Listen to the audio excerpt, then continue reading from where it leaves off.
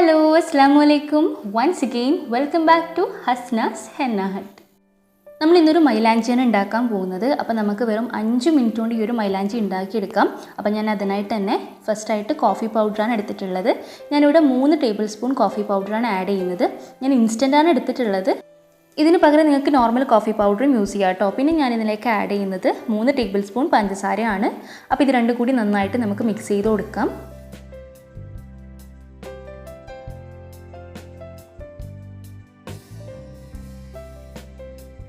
അതിനുശേഷം ഞാനിവിടെ ഇതുപോലത്തെ ഒരു ചായപാത്രം എടുത്തിട്ടുണ്ട്. അപ്പോൾ നിങ്ങളുടെ കയ്യിൽ ഏത് പാത്രമാണോ ഉള്ളത് നിങ്ങൾക്ക് യൂസ് ചെയ്യാം. സ്റ്റീലോ അലൂമിനിയോ എന്തായാലും യൂസ് ചെയ്യാം. ടിൻ തന്നെ വേണമെന്നൊന്നുമില്ല. അതിനുശേഷം ഞാനിത് ഇതിൻ്റെ സൈഡിൽ കൂടി ഇട്ട് കൊടുക്കുകയാണ്. നിങ്ങളുടെ കയ്യിൽ ടിൻ ഉണ്ടെങ്കിൽ ടിൻ യൂസ് ചെയ്യാം, അല്ലെങ്കിൽ നിങ്ങളുടെ കയ്യിലുള്ള ഏത് പാത്രമാണോ അത് നിങ്ങൾക്ക് യൂസ് ചെയ്യാം ഇതിന് വേണ്ടിയിട്ട്.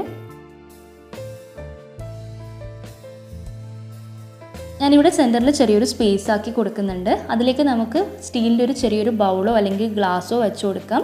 എനിക്ക് കുറച്ചും കൂടി നന്നായിട്ട് തോന്നിയത് സ്റ്റീലിൻ്റെ ബൗൾ യൂസ് ചെയ്തപ്പോഴാണ്. കാരണം നമ്മുടെ ഇവാപ്പറേറ്റ് ചെയ്ത വെള്ളം ഇതിലേക്ക് ഉറ്റി വീഴുമ്പോൾ നമുക്ക് കുറച്ചും കൂടി കളക്ട് ചെയ്യാൻ വേണ്ടിയിട്ട് കുറച്ച് ഇതുപോലെ വെടുത്തുള്ള പാത്രമാണ് നല്ലത്.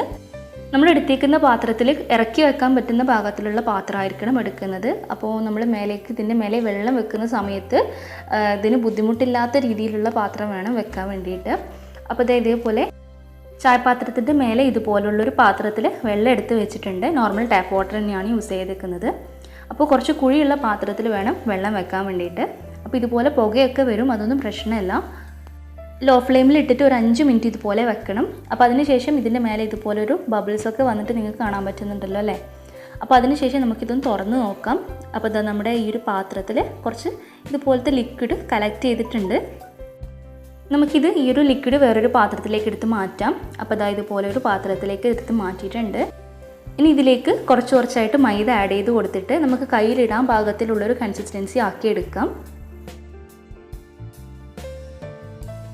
അപ്പോൾ ഇതാണ് അതിൻ്റെ ഒരു കൺസിസ്റ്റൻസി. അപ്പോൾ നിങ്ങളുടെ കയ്യിൽ നഖത്തിനിടാൻ വേണ്ടി കുറച്ചല്ലേ ആവശ്യമുള്ളൂ. അപ്പോൾ നിങ്ങൾക്ക് ബാക്കി ലിക്വിഡ് ഫ്രിഡ്ജിൽ സ്റ്റോർ ചെയ്യാം ഒരു കണ്ടെയ്നറിലാക്കിയിട്ട്. നല്ല ഡാർക്കായിട്ട് വേണമെന്നുണ്ടെങ്കിൽ മാത്രം 2-3 തവണ ഇട്ടാൽ മതി, അല്ലെങ്കിൽ ഒരു തവണ ഇട്ടാൽ തന്നെ നല്ല ചോപ്പ് കിട്ടുന്നുണ്ട്.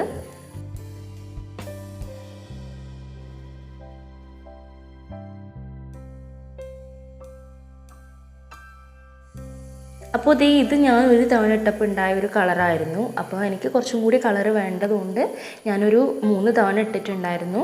അപ്പോൾ ഇങ്ങനെയാണ്, ഈ ഒരു കളറാണ് ഒരു 3 തവണ ഒക്കെ ഇട്ടപ്പോൾ കിട്ടിയത്. അപ്പോൾ നന്നായിട്ട് ചോക്കുന്നുണ്ട്. അപ്പോൾ നിങ്ങളും എന്തായാലും ട്രൈ ചെയ്ത് നോക്കുക. എന്നിട്ട് ഫീഡ്ബാക്ക് എന്നെ കമൻറ്റ് ബോക്സിലൂടെ അറിയിക്കാൻ മറക്കരുത്. അപ്പോൾ നിങ്ങൾക്ക് വീഡിയോ ഇഷ്ടമായിട്ടുണ്ടെങ്കിൽ എന്തായിട്ടും ലൈക്ക് ചെയ്യണം. ഈ വീഡിയോ നിങ്ങളുടെ ഫ്രണ്ട്സിനും റിലേറ്റീവ്സിനും ഒക്കെ ഷെയർ ചെയ്ത് കൊടുക്കുക. പിന്നെ എന്നും പറയുന്നത് പോലെ ഡോണ്ട് ഫർഗെറ്റ് ടു സബ്സ്ക്രൈബ്. പിന്നെ എൻ്റെ എല്ലാ കൂട്ടുകാർക്കും ഈദ് മുബാറക്. അപ്പോൾ thanks for watching my video. Thank you.